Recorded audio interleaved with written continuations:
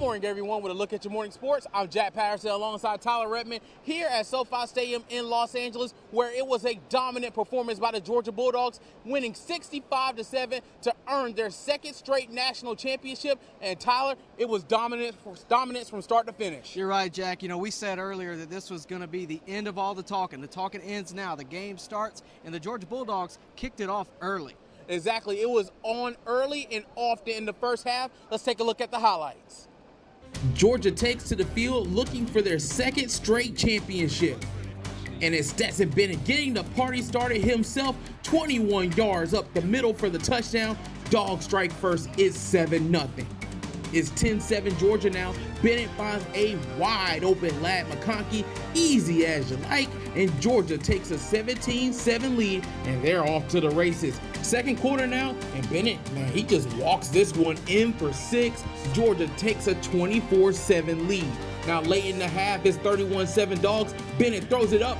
A.D. Mitchell comes down with it for the touchdown, and it's 38-7 Dogs at the half. And in the third quarter, more of the same. Bennett finds Brock Bowers, and he finds his way to paradise from 21 yards out, and it was academic at that point. Georgia goes on to win the 2023 National Championship with a 65-7 win over TCU.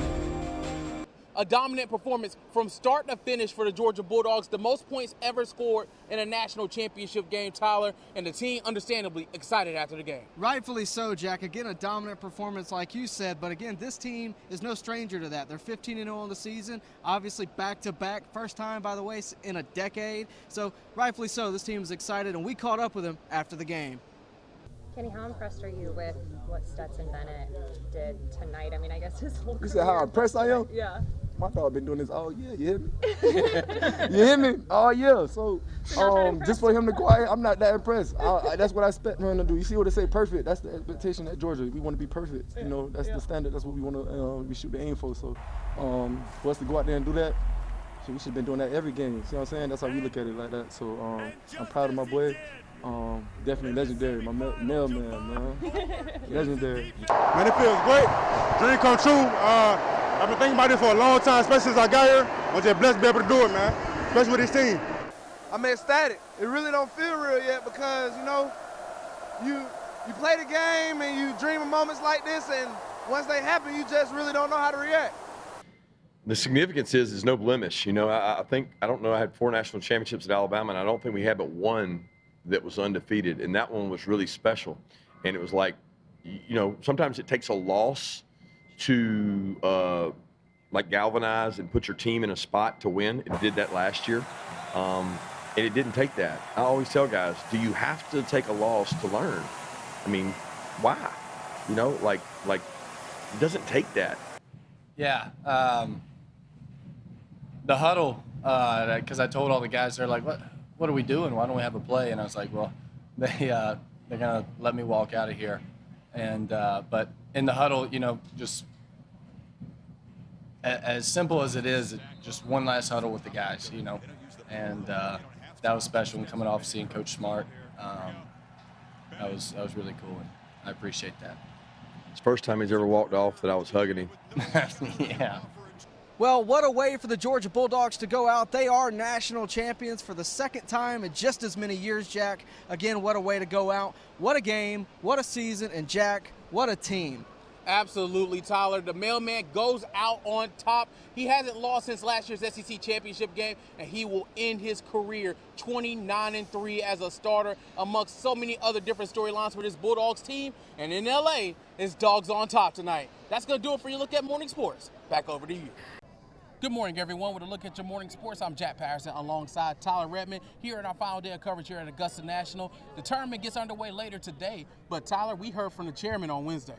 That's right, Jack. We heard from Fred Ridley. He had a lot to say about the Masters tournament this year and next, but one of the most important things they need to know about for this year is some course changes. Hole 13 has gotten a little longer. Here's what Fred had to say. As all of you know, the subject of the 13th hole has been a topic of discussion for several years. After careful evaluation this summer, we moved the tee back, adding 35 yards to the scorecard. We believe this modification will put a driver in play more often and restore the element of risk and reward that was intended in the original design of the whole. And Jack, that'll just be one more thing that players will have to contend with as tournament time gets closer. But what else did the chairman have to say? Well, he had a lot on his mind today, Tyler, and one other topic of interest was amateur play at the Masters. We've seen an increase in amateurs qualifying for the Masters in recent years, and there'll be another slot for amateurs starting in 2024 with the addition of the NCAA Division I champion gaining a spot into the Masters. Beginning in 2024, the reigning Division I champion will be a listed qualification category to receive a Masters invitation. In addition, future NCAA Division I women's individual champions will be invited to compete in the Augusta National Women's Amateur. These additions to our qualifications are in recognition of the impressive quality of today's collegiate game and in continued respect to Bobby Jones, who believed in the importance of the best amateurs in the world competing at Augusta National.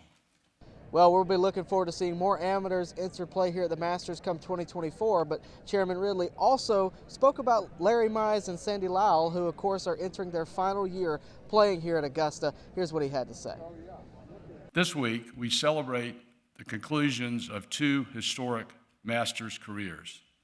Sandy Lyle and Augusta's own Larry Mize both have announced that the 87th Masters Tournament will be their finalist competitors. As they were in 1988 when Larry presented the green jacket to Sandy, they are connected again this week. We commend them for their fine play over 4 decades and for representing the Masters so well. Rest assured, their victories will forever be remembered. How cool is it to see the 1987 and 88 champions awesome. go out in the same Masters? They gave the green jacket to each other in 88, so it's a real cool sight. Of course, we'll keep our eye on them as the weekend progresses. But that's going to do it for us here from Augusta National. For Tyler Redmond, I'm Jack Patterson, News 3 Sports on your side. And as always, make today a great day. Back over to you.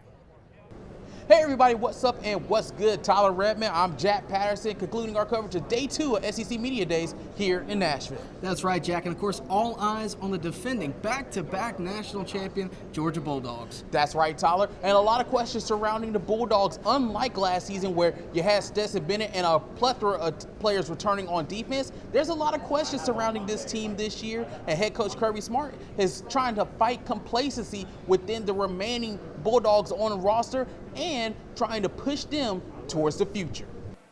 We have not addressed that with them. We've certainly looked at some three-peat scenarios of teams like the Bulls and different sports teams that they might actually know about. No offense to the Minnesota 1935 team, but I don't know if it's going to resonate with my audience. So we're going to try to, I don't care about the three-peat, the two-peat, or the one-peat. I care about complacency. And if the focus is on that and outcomes, I think the rest will take care of itself in terms of allowing our guys to focus on being the best they can be. Yeah, I think Coach Mark talked about it a little earlier, but it's kind of like the whole thing that better never rests, and we're trying to battle complacency. And coming off of 2 national championships, we're just trying to stay hungry and be the best we can be every single day. And I feel like we've been doing a pretty good job at that, and we just got to keep it going throughout fall camp and into the season. So we know about the high expectations for the Georgia Bulldogs this year, but Tyler, there's a lot of high expectations over on the Plains as well. Of course, there's a new era for the Auburn Tigers under newly hired head coach Hugh Freeze. And of course, with any new staff, one of the biggest talking points will be how they recruit. So of course, Hugh Freeze had a lot to say about his ability to recruit, Auburn's ability to recruit, and new transfer. Elijah McAllister also spoke about what made him come to Auburn. Well, firstly, what drew me to Auburn was who Coach Hugh Freeze is and how he connected with me on my visit, as well as the opportunity, again, to lead in the play, and most importantly, the tradition Auburn has and the fans that they have and the love that they have for their program.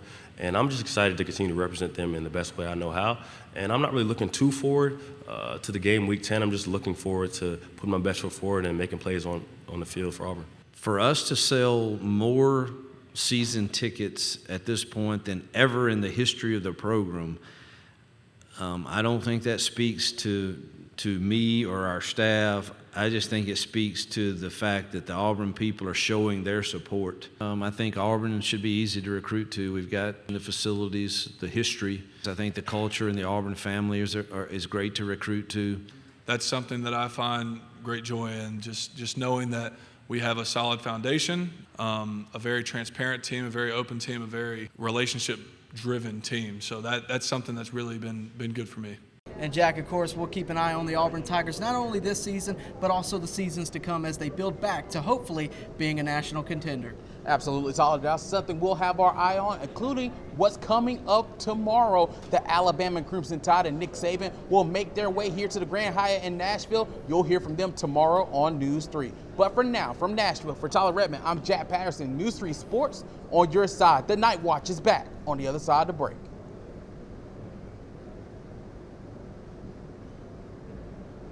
Hey everybody, what's up and what's good? Welcome back to Jordan-Hare Stadium. Sports Director Jack Patterson alongside Rex Castillo, the Highlight Factory reunited here for the Deep South's oldest rivalry. And Rex, you were in post-game with the University of Georgia, and just tell us what was going on post-game after Georgia came from behind and got the win over Auburn. Look, there were a lot of questions with Georgia. It all comes down, could they play on the road? How tough were they on the road? This is your answer, 27-20 on the road in an environment that's always crazy. Crazy things happen here at Jordan-Hare. A lot of the players talked about how, look, we've always been tough. It doesn't matter where we play. This game was just an example. Here's some of the players. It wasn't our cleanest game by any means, but I'm just so proud of the team and coming in here. I mean, hostile environment, good team across the ball from us, and just keep on grinding out to the fourth quarter and staying in it. Kind of similar situation, you know, we jumped down 10-0 and then end up coming back, but just trying to stay composed and realize like that we're all good. You know, we had a few turnovers there, a few mistakes. They out-schemed us on a few things. They made some good plays on defense, so definitely a credit to them. But we were able to make plays as the game kept going, and that's just what you got to do. One thing Kirby Smart did say, while he's happy for this win, he did not like the way the Dogs took care of the ball. Too many turnovers for him, and while this is something to build on, he really wants the team to focus on that moving forward. Extra possessions, you just can't do that. Good football teams don't do that, and good football teams don't, let people run the ball on you for 200 yards. That's one of the things that we knew they could do well. Thought they really ran the ball well, and they used the quarterback and rush the ball on us. We can't do that, and we got to be able to run the ball better too. But proud of the way the guys fought. So there you go, Jack. Again, the Dogs stay undefeated, but what a crazy test it was for the Dogs taking on their heated rivals in the Deep South's oldest rivalry.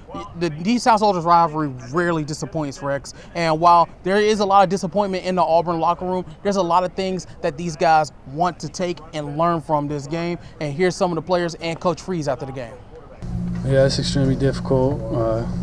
Extremely disappointing, extremely frustrating.